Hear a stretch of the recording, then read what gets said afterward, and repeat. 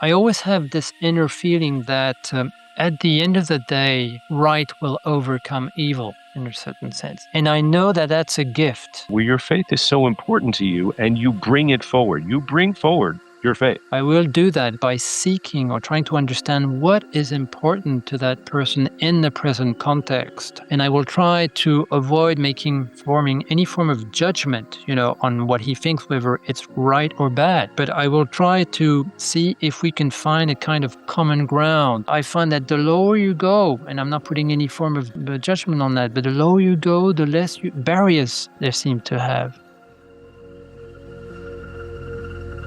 Welcome to the Spirituality in Leadership podcast. I'm Andrew Cohn. Spirituality in Leadership is a platform for conversations with leaders at all levels about bringing our spiritual dimensions to our leadership, our teams, our workplaces, and all areas of our lives in order to achieve greater success and fulfillment and build and sustain healthier organizations. If you'd like to connect with me to talk further about these topics and or about individual or team coaching, leadership workshops, or team alignment, please go to my website, lighthouseteams.com. Enjoy the podcast.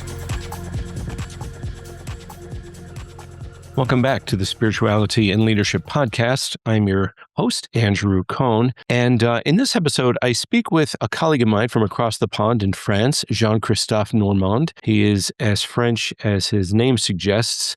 And this episode is really a lot of his personal story, his personal evolution, his personal experience with faith, his Catholic training in his early years. He reconnected with his religion later in midlife, around 40, and it's been an important part of his work and his life since that time, including in his work supporting leaders as a coach, as well as a professor in a Catholic university and a deacon in the Roman Catholic Church. He's in Paris, and he refers to his experience. You may hear him talking about CFL, that's Companions for Leadership, a network of coaches and organizational consultants that he and I are a part of together. That's where we met some years ago, Companions for Leadership. So he talks first about his background, early background, and the relationship that the French have with religion, which is different than it is here in the US. He describes himself as culturally and emotionally 100% French, and then talks about his story in some length in a lovely personal way with his growing up and his getting married and how that was a religious event. But his career had really nothing whatsoever to do with religion. He was a controller in a metallurgy business in France, and then something changed for him when he was around 40 years old, and he felt this impulse to leave his job. It was the first time he had worked with a coach to help him in some deeper reflection and to help make that decision. And he started to look back into theology that he had been exposed to as a younger person, but never really was part of his life until around 40. He had what he described as a personal shock. His parents were involved in a serious car accident, and that shifted his thinking and moved him into working in coaching, which included the need to step away from a well-paying job. He describes, and this is a fascinating part of our conversation, he describes that one of the ways that he did that to help him make that transition from a traditional financial controller job into coaching and pursuing his faith personally was he did a long walk with a donkey, about 700 kilometers to be specific, walking out of Paris. He talks about donkeys as very biblical animals, which I suppose is true. And he thought it would be, as he said, a great way to leave my job and engage in a profoundly personal and spiritual experience. And he said it was very unlike anything he's ever done because he's a high-level planner, great detail, likes to know what's happening in advance, kind of like a financial controller often is. But this personal pilgrimage for him was very different in that he just didn't have a great sense of plans other than he was walking with this donkey. And he said this event started the pattern of helping him move forward in a different frame of mind. So as I mentioned before, he works as an executive coach, a deacon in a Roman Catholic church, and a professor in a Catholic university. And as he says, these three areas are not particularly distinct. He said he does all of his roles in each of his roles. And specifically, when we began to talk about how does he bring his faith into his work, as we move closer to the theme of this podcast, or as some people have talked about faith in this podcast, others have not. But Jean-Christophe talked about his deep sense of faith. And because of that faith, he says he has a great hope, an underlying hope in people and events. There is still light at the end of the day. There is dawn after the darkness. And he says, I always have this inner feeling that right will overcome evil. And he talks about that as a gift and a real asset in his coaching work, even in the most professional settings. And he said that attitude and that mindset and that framework enables him to walk with people on different paths. It gives him the ability to remain calm and to be able to reflect a certain deeper peace, if you will. He talks about his daily ritual of trying to connect with something above him, which could be called meditation or prayer. So he begins his day with a certain meditation or prayer and closes his day with a certain meditation or prayer. And he talks about how critically important that is for him personally. I described his faith as what's below the surface of the iceberg, if you will, of his life. That 90% of below the surface is so infused with faith, and that metaphor does fit for him. And when he talks about how he does his work and brings some of his gifts into his work, he said it starts with being receptive, being in listening mode. He said that's the only way to access the interior of the other person, to really take the space and the time to try to understand what's important to them. And of course, as he said, try to refrain from judgment and look for common ground wherever you can find it. So he talks about, for him, opening and closing the day, framing the day, and the absolute importance and critical importance of avoiding the trap of lack of awareness, which he discusses. And finally, interestingly, he closes our conversation by discussing a new futuristic novel about positive changes in the world related to climate change, about people who can come together to change the world for the good. And he said he likes to think that he's one of those people that's contributing to make the world a better place. So there's a book recommendation near the end of our conversation. It's a fascinating, personal, practical conversation. I really appreciate the way Jean-Christophe simply and easily discusses the different dimensions of his life and how they flow together and his personal journey. So enjoy the podcast. Welcome back to the Spirituality and Leadership Podcast. I'm Andrew Cohn. With me today, I'm so happy to have my friend Jean-Christophe Normand with us in from Paris, although if anyone's watching the video, it looks like you're in an art museum somewhere. With that background, Jean-Christophe is a coach colleague of mine from the Companions for Leadership, formerly Oxford Leadership Academy, and he is based in France. We've had a chance to participate in several meetings together, and I've always respected his approach and his background and his wisdom, and that's what we'd like to talk about. So welcome to the podcast. Thanks, Andrew. Your background is quite different than many other coaches in that you have been really formally trained in, could I say, traditional Catholic. How would you describe your education and maybe how it's a little different and alternative and wonderful? First of all, I'm a European and I'm French. Okay, thank you.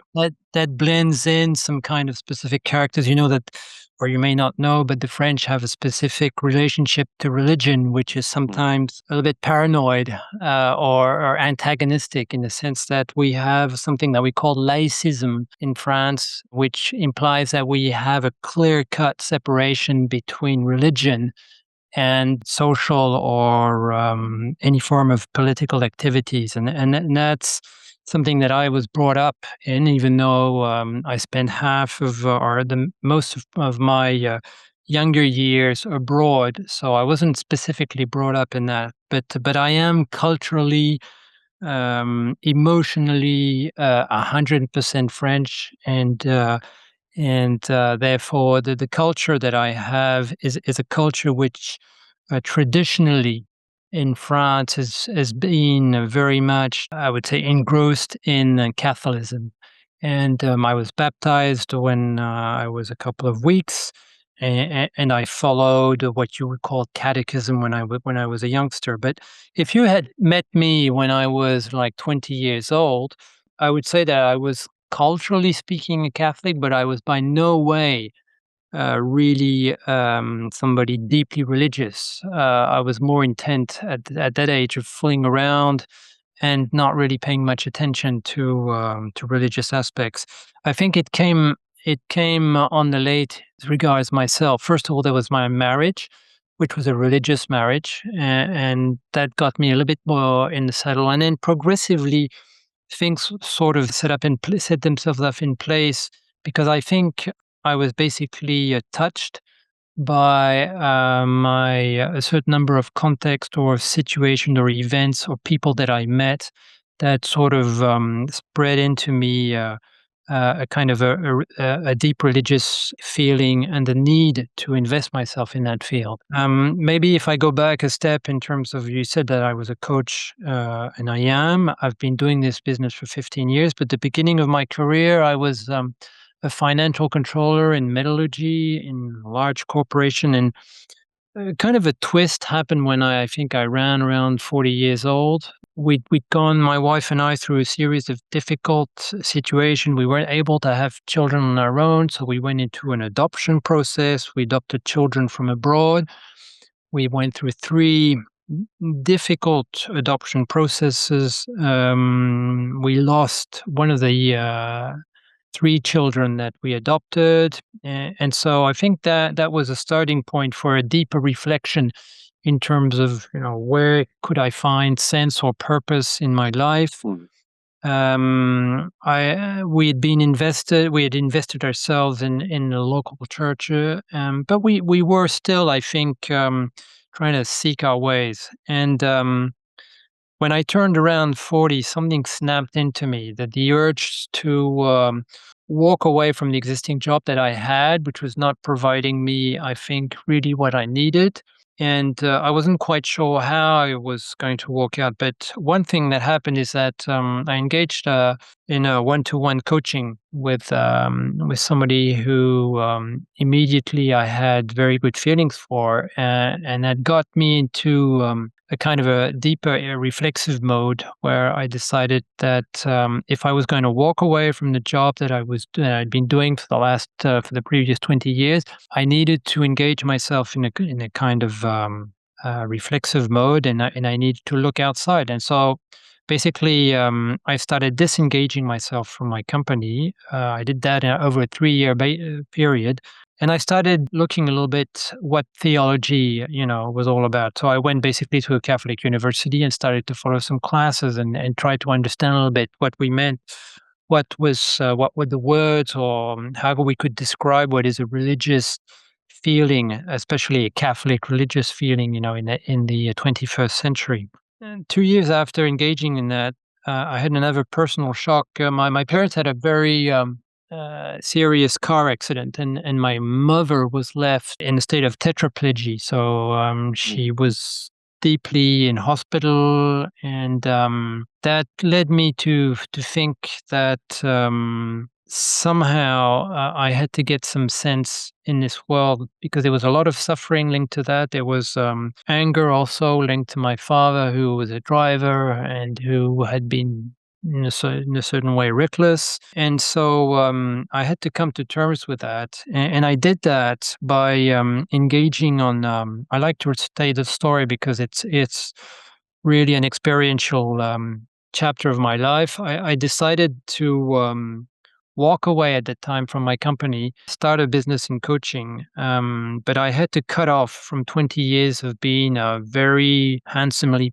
well-paid financial corporate executive. And I did that by engaging on a walk. I walked from Paris to town 700 kilometers away. It was probably 500 miles away from Paris. Wow. I did that with a donkey. Why a donkey? Because at the time I had back problem and I couldn't carry stuff. But there was also another reason for that, is donkeys are very biblical animals. When you open the Bible, you see there are donkeys all over the place. And they have a character of their own. And I'd done a lot of family walks with donkeys over the last 3-4 years. I told myself this would be a great way to sort of walk away from the job that I had and try to engage in an experience that was both profoundly human and spiritual, in the sense that I'm the kind of guy, who whenever he engages himself in a project, will label out very clearly what he wants to do. He makes reservations. He has nailed down precisely how he's going to do it. And this was a situation where I was walking off from Paris not knowing, I knew roughly the paths I was going to follow, but I had no idea where I would stay in the evenings. Except I had just laid out 4 or 5 monasteries on the way where I knew that I could stop over for one day and rest.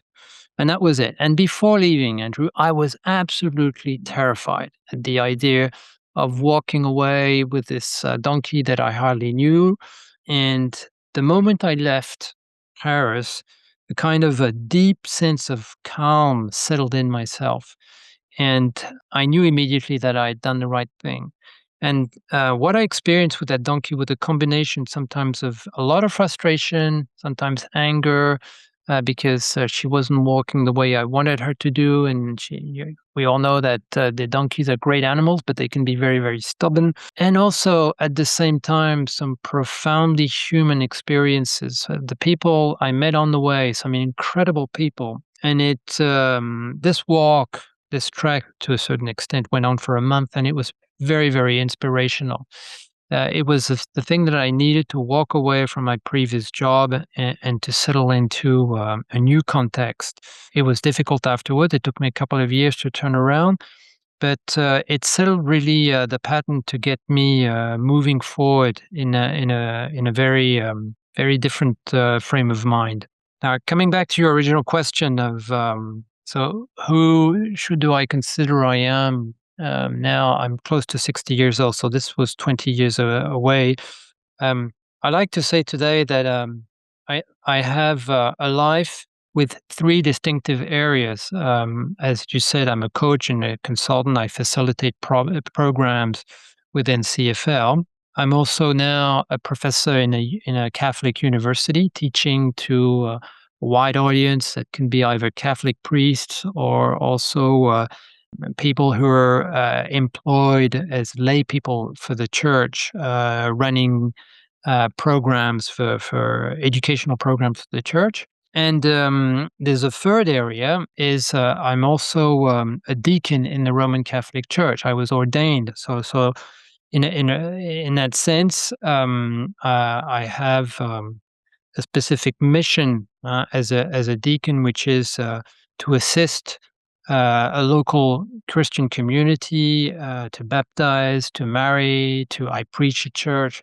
So I like this idea of having a life which is invested in what one could think really distinct areas, but actually they're not so distinct. When I'm operating as a deacon, there's a part of me which is a coach. When I'm acting as a professor at a university, there's also a part of me that is a deacon. And so the interesting thing is how all these 3 areas sort of intertwine, are linked with one another, and they've basically brought out in me a character which I find to some extent surprising, but of being able to that have enabled me, I would say, to embed in either of these practices a little bit of these different cultural backgrounds that I have. So, if I consider, for instance, the coaching and consulting business that I do, how, how do how do I operate? Because I don't see myself as fundamentally different from the other colleagues that I have at CFL, with maybe one slight difference. Now, I notice very often in discussions that we have that I have a very deep feeling linked to hope. In the world that that we live in right now, there's a lot of darkness. To be, if we really want to be very blunt, there is a lot of darkness. I believe that because of my faith, um, this underlying hope, it's hope in human beings, it's hope in events, it's hope that globally, even though there are dark times around us, there is still light at the end of the day. Hope means that there is a dawn, after the darkness. And so, whatever I do, however difficult it can be, I'm I always have this inner feeling that at the end of the day, right will overcome evil in a certain sense. And I know that that's a gift. It's a gift because, it's not something that's called for. It's not something that you order, like you order a lunch or that you order whatever. It's something which is, yeah, it's a gift, and hence the deep gratitude that I express whatever I do for the life that's been given to me. But the gratitude that I have this gift, and which enables me to walk through sometimes difficult paths. And I get feedback from people who say, the surprising thing we see about you is how you're able to stay calm in sometimes difficult context, or when there's a lot of urgency. We noticed that it doesn't mean that internally, I'm not boiling also, but I can reflect a kind of peace, I would say, and I'm sure that it comes from that. Comes also, I think, from the fact that as a deacon, I follow ritual of prayers, and that sort of uh, provides within my day these sequences where I try to connect myself with something that is above me. We can call it meditation. We can call it personal prayer. It's something which I think also contributes to root me deeply in terms of what I do or what I say. And then the other point also and maybe I'll finish up on that, is to say that one of the very, very important things that I've learned, and I think this is not just the fact that I've been brought up as a Catholic, it's also due to the fact that very young I was able to travel. I was fortunate enough to learn language English when I was young, hence the fact that I speak quite fluently. And so I have a kind of feel for diversity. It's more than a feel, it's a profound respect for each individual as he stands, and I try to offset any form of judgment on anybody that I meet, because judging is categorizing, and it implies immediately putting a sort of boundary between me and the other person. There's a philosopher, a French philosopher that I like very much, which is called Emmanuel Levinas. He was a 20th century philosopher, and he was Jewish from origin. And he did a lot of his work was on alterity, on the difference that you can see in others. And he would say that anybody that I meet is like, walking on sacred territory. It's something, that I have to respect, because there is a sacred part, in any one person that I meet, that I will never be able to grasp totally, but that I'm asked to respect. To some point, Andrew, that is the kind of philosophy that I try to follow. Whenever I'm with a client, or whenever I'm somebody, a student, I always try to think, who is this person in front of me, and how can I honor this person, regardless, of what he's requesting, or what his story is. How can I be, the person to adjust myself at the right level in the conversation that we need to have, so that I do my part as best as I can. And that's the kind of pathway that I try. We talk a lot about wisdom. It's a difficult word, I find, to define. I would say that the wisdom that I try to apply is in this um, profound respect for the individual that I meet, and the intensity of the relationship that we can build together. And I believe that as a Christian, as a Catholic Christian, I'm given some kind of inner energy that enables me to do that. I would be unable to do that just by myself if I was not if I had not benefited originally from this kind of inner gifts. And today, I have no idea as to why I've had the benefit of that. The grace of the faith doesn't it, have any form of explanation. I meet all every day, very very bright people, and some who have outstanding attitudes and behaviors to others, but who do not have the faith.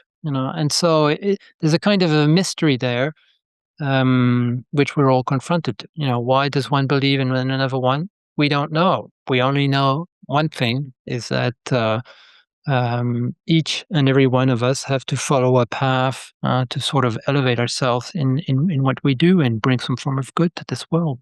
Thank you. And what I hear you saying is that your faith has, if we were going to invoke the ubiquitous iceberg metaphor, if you will, Mm. your faith is that below the surface, deeper depths, and that equips you to operate above the surface the way you do, with the optimism, with the energy, or hope. Excuse me, is what you said. I No hope. hear Yeah. optimism. Yeah, hope, and with the energy that you bring, and so I just your reflection is that it's that type of integration is so. I experience it as so grounded and beautiful and practical. It's very practical. You're not in a cave in saffron robes. Oh, the saffron robes would be a different tradition. Forgive me, but anyway, you're not off Mm. in a cave, but in the world, supporting, assisting, helping to heal and balance and bring some light to this world where there is darkness. Especially to the one-to-one relationship, it's really believing that no matter what the circumstances, no matter what the story is, the person in front of me um, has a part of there's some form of hope for him in his story, not mine, but in his. And sometimes in coaching, you know that just as well as I do, we meet some pretty damaged people, or we hear stories, that are quite sad. Sometimes also I've witnessed, in corporations or in companies, attitudes of reject and sometimes violence, made to other people. Well, whatever the circumstances, I always try to show some kind of light on the situation, and always bring each individual to believe that the future can be better for him, Mm, and that even if you're at the last stage of your life. That's something I often have in my predications. I say to people, even at the last moment, you never know. There's still an opportunity, to sort of breathe in this light of love that we are, I believe, made for, and that up until your very last breath, there is hope, for redemption, and that is something that drives me in everything I try to do. mm. Yeah, and yeah, it reminds me a bit of a person very important in the founding of this country over here across the pond, a fellow named Benjamin Franklin, who Mm. was born in Boston but is known for his life in Philadelphia. When he was on his deathbed, and a friend of his said, "Benjamin, are you afraid of death? Are you afraid of what's going to happen to you when you die?"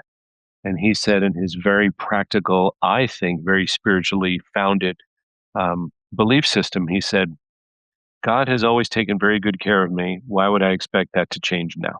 Mm. Yeah, So there's that's all very profound. so there's always that, if we look at it in a certain way, and I agree with you that to have that system of beliefs is a gift.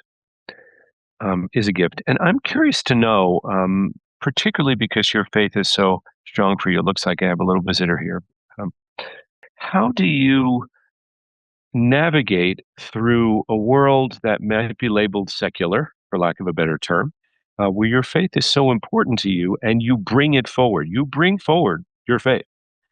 I don't think you proselytize, you don't evangelize, or I haven't Oh. experienced you that way. That doesn't seem important, but you do bring it forward. How do you bring it forward, recognizing that other people may come from very different traditions, or maybe very anti-tradition? Mm. It's very it's very trendy to not be at all interested in religion, although I think traditional religions are making a comeback. think with good reason. But how do you navigate in the world that way, being sensitive to and respecting the differences that people have in that regard? I think, first of all, I try to adapt as much as possible to the individuals or to the groups that I meet. And adapting means starting by putting myself in the listening mode more than a proactive, or I would say receptive versus proactive, because that's the only way that I can find the pattern or the or in other words, it's the only way to access the interior of this person and to try to establish a relationship. Just as well as I can that I can say hello to somebody and listen politely, and from a relationship point of view, we realize nothing is happening. Well, I like, and I must confess that sometimes, it's more difficult than others because we all have our fears. For instance, I have a strong issue with people who have a drinking problem because my son had a drinking problem, and that's left a lot of wounds personally. But I try as much as possible to be on the adaptive mode, so to enter into this person's frame of mind and to establish a relationship. And how do I do that? I will do that by seeking or trying to understand what is important to that person in the present context. And I will try to avoid forming any form of judgment, on what he thinks, whether it's right or bad. But I will try to see if we can find a kind of common ground, where if I take the metaphor of a fire, maybe just finding the place where we can both sit down side by side and share something of our core humanity. And our core, what is our core humanity? It's the human condition. It's the fact that we both have our limitations. We both have weaknesses and strengths.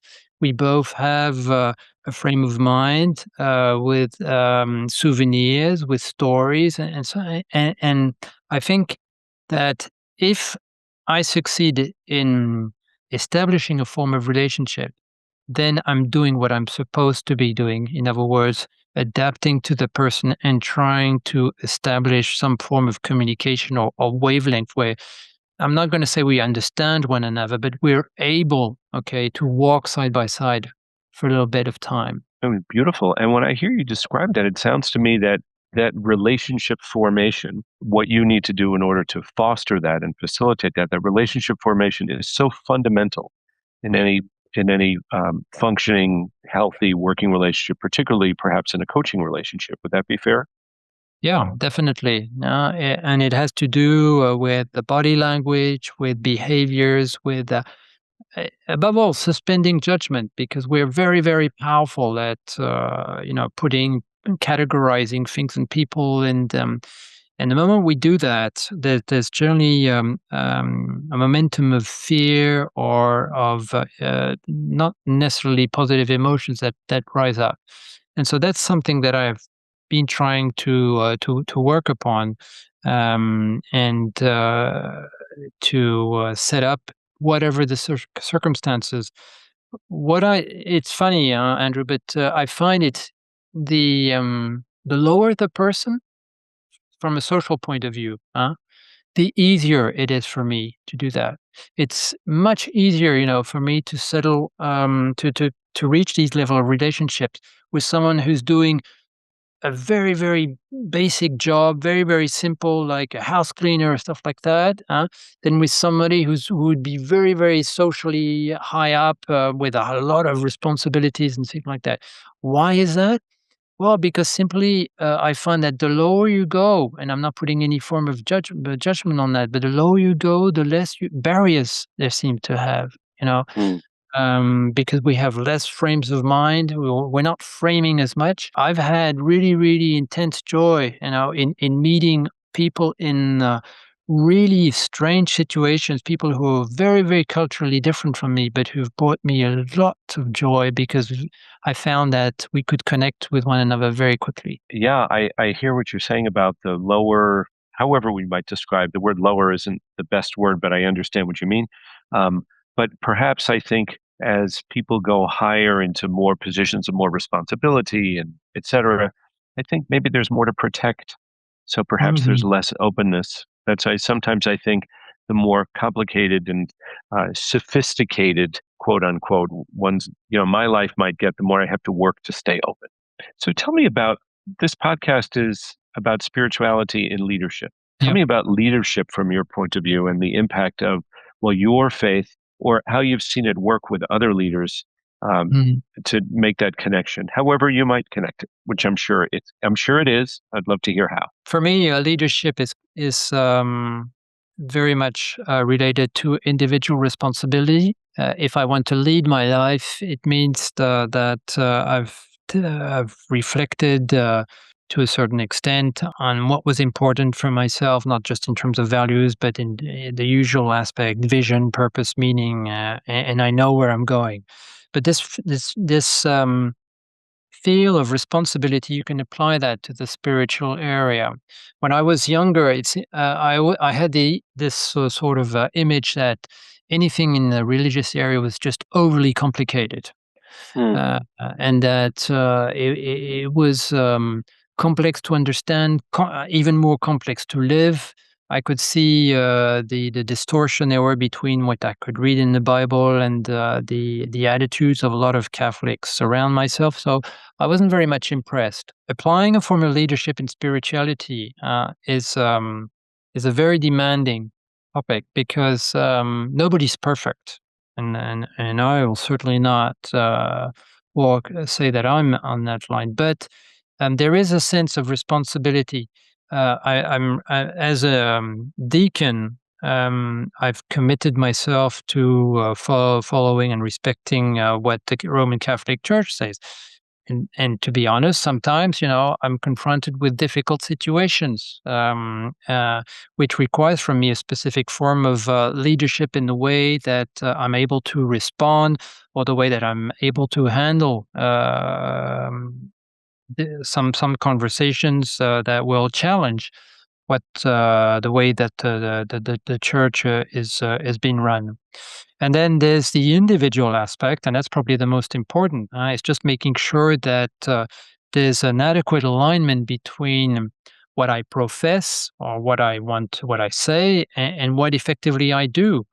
It's as simple as, simply not cheating with yourself or not cheating with others. If I can put it in simple terms, it means trying as much as possible to apply, to yourself what you're preaching to others or what you're saying. And we know that we're all the time we're giving out advices, or we're giving out concepts about how we should do this or how we should do that.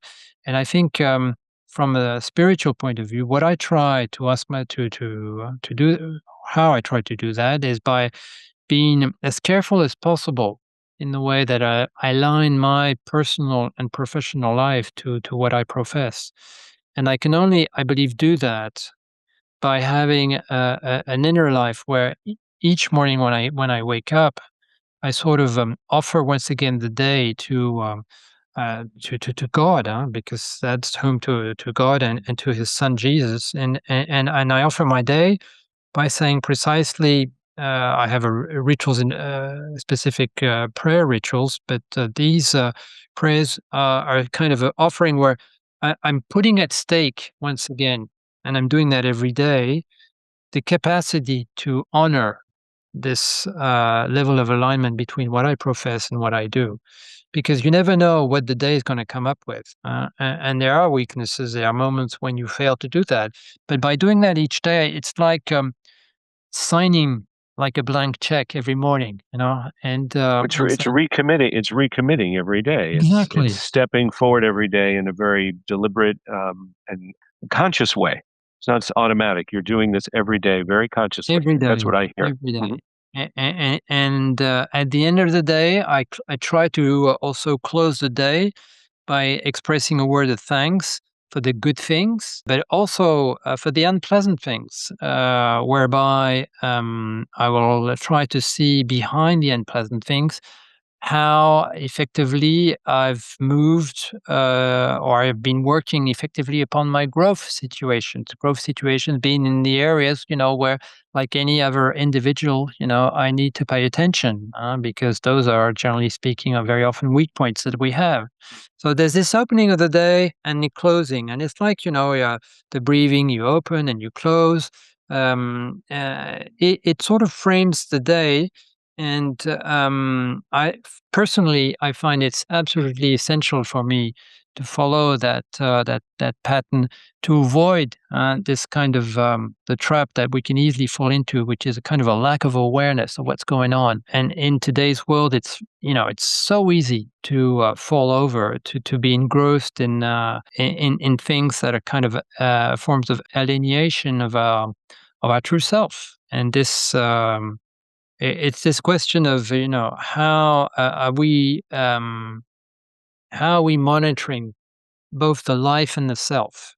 Is the life overtaking us and leading us, or are we paying enough consciousness to ourselves so that effectively we are receiving life, but we are effectively working with life to draw the lines and build something that's consequential over the time.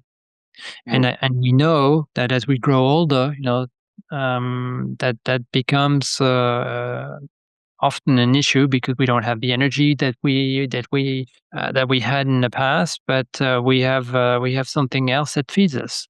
And at 60, I can see the difference compared to when I was 40, but doesn't mean I'm not happier for the lot.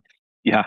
No, beautiful. And, yes, and as we age, our priorities change somewhat. What am I craving today, or what would be a rich experience today, or what's rewarding for me today? Yes, and I appreciate that. And that notion of, the life out there. I hear you talk about that again, sort of like that outer life and inner life.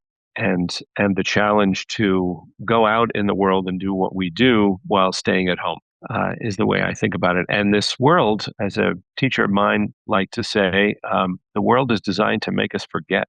So hence the need for the type of practices you're talking about, which are lovely. And I'm curious to know whether they are religious oriented or not. Do you coach people to undertake these daily reflections to start the day a certain way and end the day a certain way? Is that something that your clients do, whether it's a religious practice or not? It could still be Oh, because just I don't have really requests for that specific. I mean, as a professional coach, I stick to the goals that I'm given to. Like most coaches, I'm careful about the balance between in terms of holistic from a holistic point of view. So of course, I sometimes will dive into things like, do you get enough sleep? What your eating habits, stuff like that, and we may go over subjects of purpose, of meaning, but I do not go into the spiritual dimension because it's not the area. I don't have to be explicit. I can be implicit yes. about it. People who often ask me as a coach, they know that I have my activities as a deacon on the side, but I don't think they're asking to talk to a deacon. They're asking to talk to a coach, but a coach who's working with a kind of a frame of mind that they're interested in. They know that they will get from me potentially. I'm speaking for them, but what I believe they're probably seeking behind them a kind of kindness, benevolence, maybe some form of full respect for the human nature that, or for whatever materials that they bring forward. But I've never had, really any request for that, and I've not specialized in that. On the other hand, if you were to see me in my Catholic university, that's a totally different ballgame. Right. Because I'm in the context where I have people who are expecting from me some words of wisdom along those lines. So I'm in a different context, and I move very easily from one another. Maybe the only thing that I bring into coaching are possibly a bracelet that I will have, on my wrist, showing that I'm with a small cross, or sometimes this cross that I'm of the deacon, this symbol of the deacon that I carry on my heart. That will be the most of it, and I think that's enough as it is. It brings what is needed in the space that I've created, no more, no less. Yeah, and just you were talking about some of the qualities that you bring and why people would come to see you, benevolence and otherwise. And one of them, to me, that's just jumping out is acceptance of where people are, acceptance of others' journeys, respect for others' paths. I really, really appreciate that, and I appreciate your sharing about your story. We have two donkeys here at our ranch in Santa Fe that, because of their stripes, are called Jerusalem donkeys. Please come to see them when you can. I love that. And I really look forward to continuing this conversation. Two things I would like to ask. First is, if people want to learn more about you or your work, where do they go? Where could they look? Well, there's my LinkedIn profile, of course. We have a website which is both in French and English, so people can see a little bit what kind of activities we run into. There's nothing really new or innovative in it. It's like most of the websites that we have.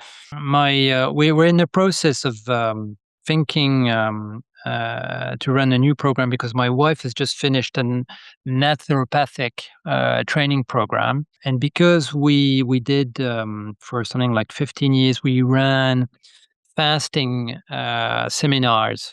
We're thinking of starting up a new program which would bring in natural healing as a process, not just from the food or exercise, but also from a spiritual point of view.